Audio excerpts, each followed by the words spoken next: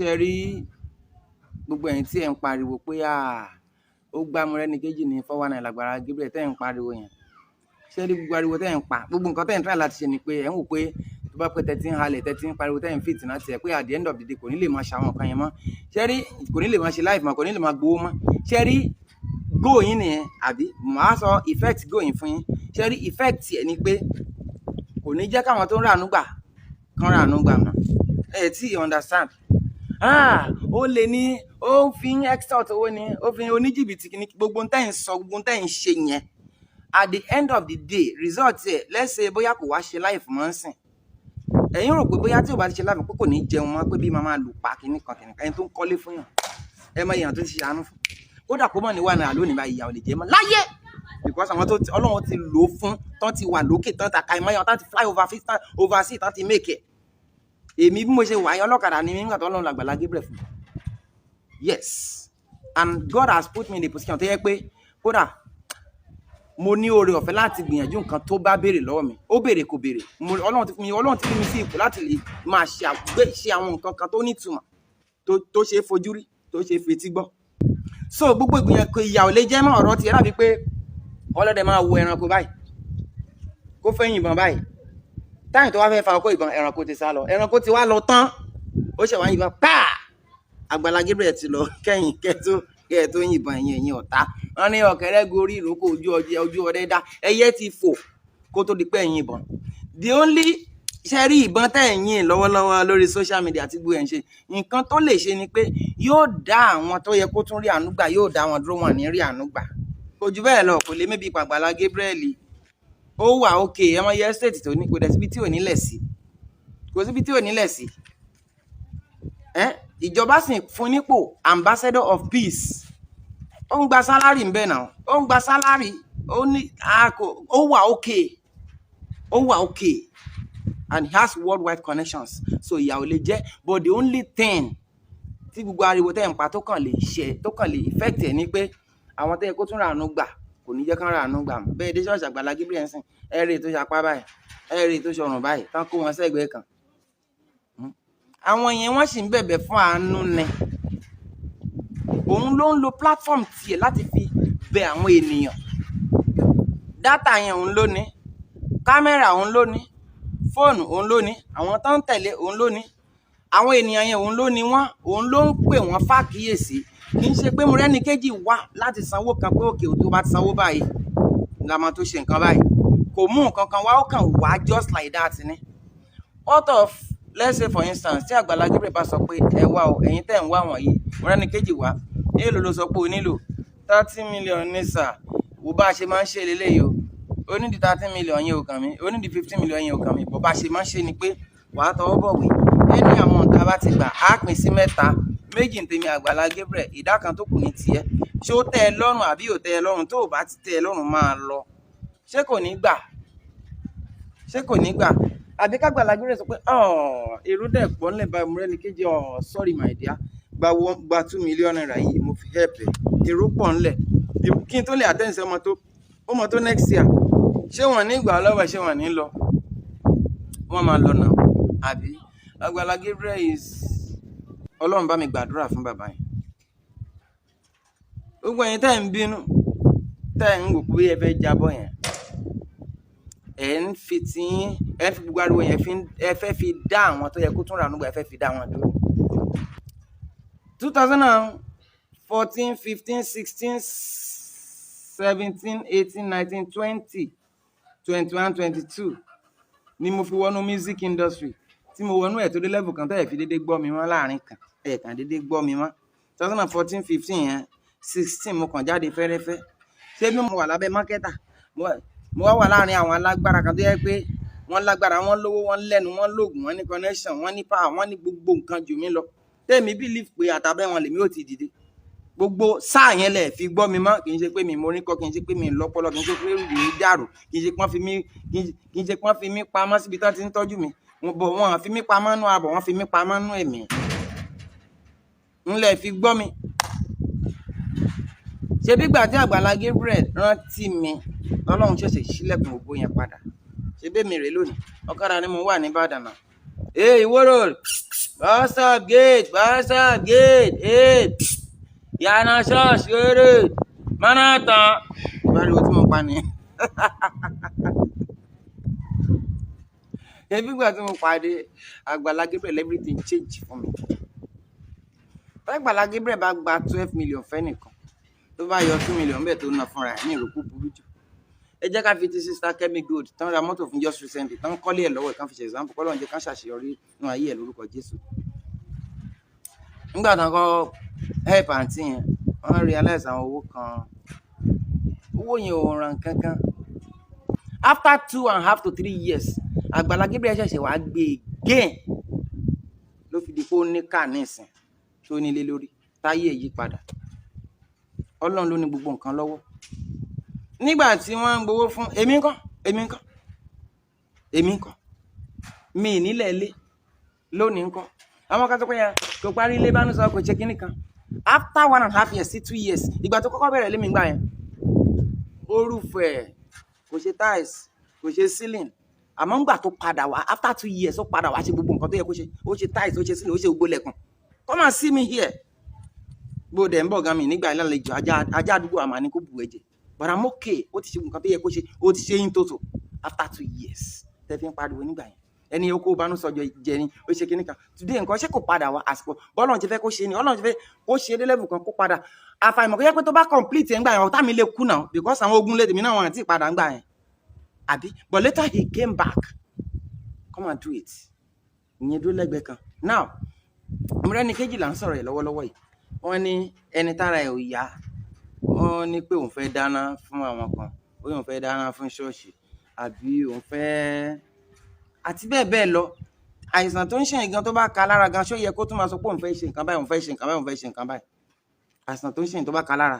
the only area tí mo ti blame Àgbàlá Gabriel ni wípé kò yẹ kí bàbá gbà kó ná owó kankan lára owó yẹn so far tí owó yẹn ò tí ì pé yẹn tówó yẹn ò tí ì pé kò yẹ kó gbà kó náwó kankan pé ó yá àwọn kan fẹ́ gbalé fún wọn lára ẹ̀ àwọn I believe that owó yẹn wọ́n ṣe ń ṣàjọ lọ́wọ́ ni because àwọn tó ń send owó yẹn náà àánú inú kò ń ṣe pé kì í ṣe pé àwọn náà ń ká owó yìí lórí igi wọ́n ń ṣiṣẹ́ rówó yìí náà ni I have a mommy in Arlington overseas there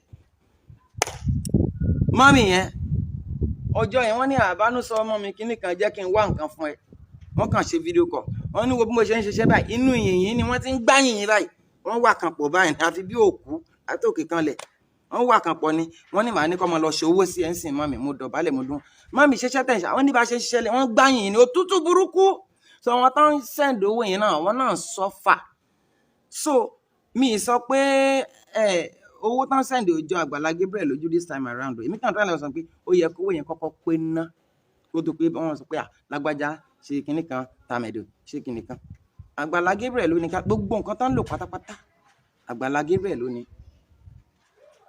ṣé yẹn data o kámẹ́rà o church auditorium ohun o àwọn fans o Àgbàlá Gabriel ló ní gbogbo wọn pátápátá so tó bá tiẹ̀ wá rí tọ́rọ́ ń bẹ̀ lò mi rò pé ó burú jù ń bẹ̀ àwọn Boko Haram kí náà ń ṣe wọ́n ń pààyàn kí náà ń torí ẹ̀ pààyàn ṣebí torí owó náà tán rí ń bẹ̀ náà ni àwọn ìjọba tán ń bọ́ sípò wọ́n ń kó wa jẹ kí náà ń ṣe wọ́n ń bo ògo tiwa mọ́lẹ̀ wọ́n ń ráìdì wa wọ́n galloping inflation runaway inflation lórí gbogbo nǹkan tí commodities wọ́n sọ náírà à ń ṣiṣẹ́ lórí náírà a sì ń ná ìná dọ́là ṣebí kán bá lè máa kó gbogbo owó sákàtà àwọn nìkan ni wọ́n fìyà jẹ wá sí wọ́n fi ń rówó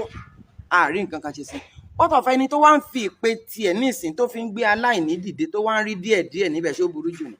mi rò pé ó burú jù gbogbo àwọn èèyàn tó ti ràn lọ́wọ́ ẹ̀rí yẹn sọ àmọ́ the little mistake tó wá ṣe pé bóyá ó gbowó kan and let me tell you something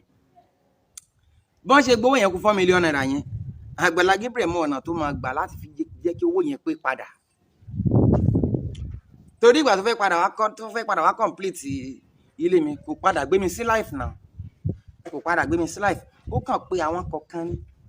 ó kàn wọ́n báyìí wọ́n dẹ̀ complete wọ́n dẹ̀ ṣe gbogbo nǹkan tó yẹ ká ṣe ṣé ó tún padà gbé mi sí afẹ́fẹ́ ni he didn't lẹ́yìn yẹn ni màmá kan lára àwọn fans ẹ̀ tún wá padà wá ra lẹ̀ fún mi níbí báyìí tí gbogbo nǹkan dẹ̀ bọ́ sí gbogbo ṣe fẹ́ so ohun tó mọ̀ pé ọmọ yẹn wá 30 million ó mọ̀ ó ti mọ̀ pé wọ́n ti gbà kú 4 million If the lady had been calm a little bit, daddy, owó yẹn mà ti kù 4 million.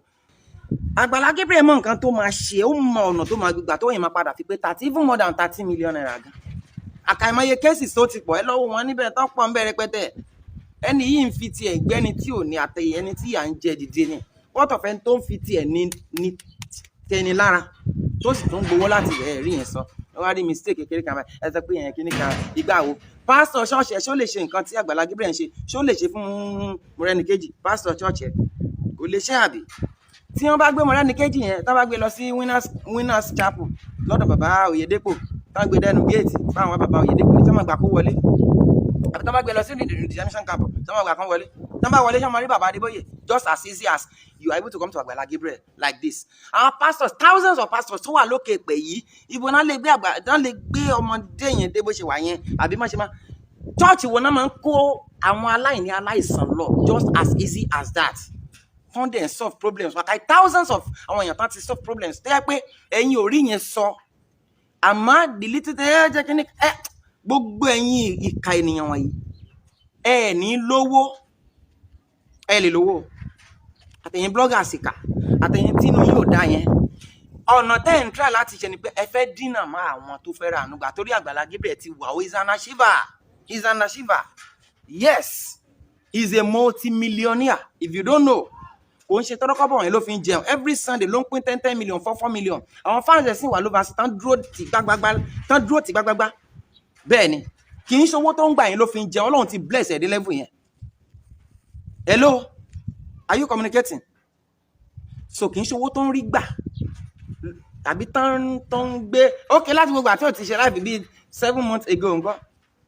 tí ò ṣe ó kú ṣe kò jẹun ṣe bá àárín time tí ò fi ṣe láì fi yẹn ló dẹ̀ tún kọ́ lẹ́fọ̀n bíi 2 mẹ́ta. Ẹ̀yin owó gbogbo nǹkan tó ń lò platform ẹ̀ ló ń lò, church ẹ̀ ló ń lò, àánú inú ẹ̀ ló ń ṣe, àwọn èèyàn tiẹ̀ ló ń pè, data ẹ̀ ní, fóònù ẹ̀ ní, kámẹ́rà ẹ̀ ní, ọ̀rọ̀ ẹnu ti ẹ̀ ní, àwọn protocols ti ẹ̀ ní, ẹ̀rọ gbogbo yẹn wàhálà ti ẹ̀ ní, stress ti ẹ̀ ní pé ká ṣàlè mẹ́ni yìí kó ṣàlè jẹ́ èèyàn ẹ̀wọ̀ gbogbo yẹn àtàwọn nǹkan míì tó ń ṣe tá à ń fojú rí tó ń gbé jáde gbé yẹn síta pé Àgbàlá Gabriel ló ti ṣe léyìí o kíní kan ẹ wá ní pé torí pé ó gba 4 million lára 8 million 4 million naira yẹn ṣé Mọ́rẹ́níkejì lónìí ṣàkọrúkọ Mọ́rẹ́níkejì sí ṣe bí Àgbàlá Gabriel ló ń gbowó, ṣe bóun ló ń gbowó tó bá sọ ní platform tó sọ pé ẹ wo 8 million naira yìí mo dá para mi ìfẹ́ help gẹ́ yẹn mọ́ ṣé máa fọlọ́pàá mu ni wọ́n á ní fún ọ̀ ní tiẹ̀ kankan sí náà.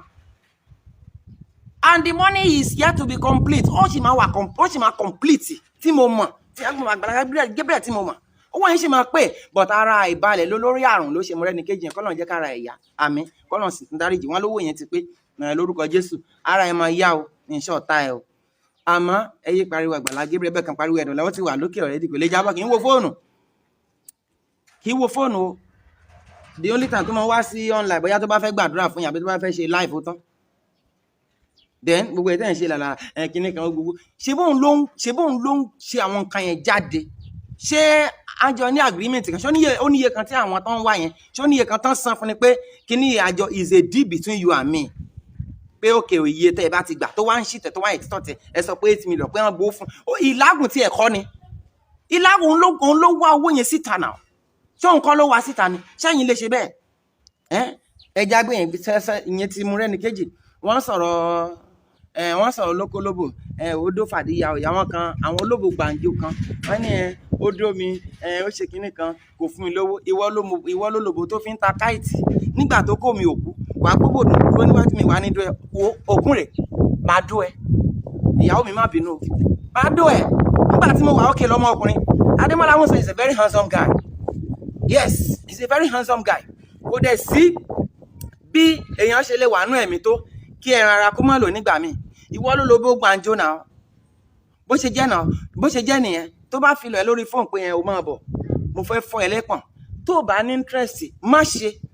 dáàdì àánú ni mo wá dáàdì mi ókè ẹni tó ní kó wá báwọn ní hòtẹ́ẹ̀lì ló sì ní kó wá báwọn àbí kí náà ṣe ní hòtẹ́ẹ̀lì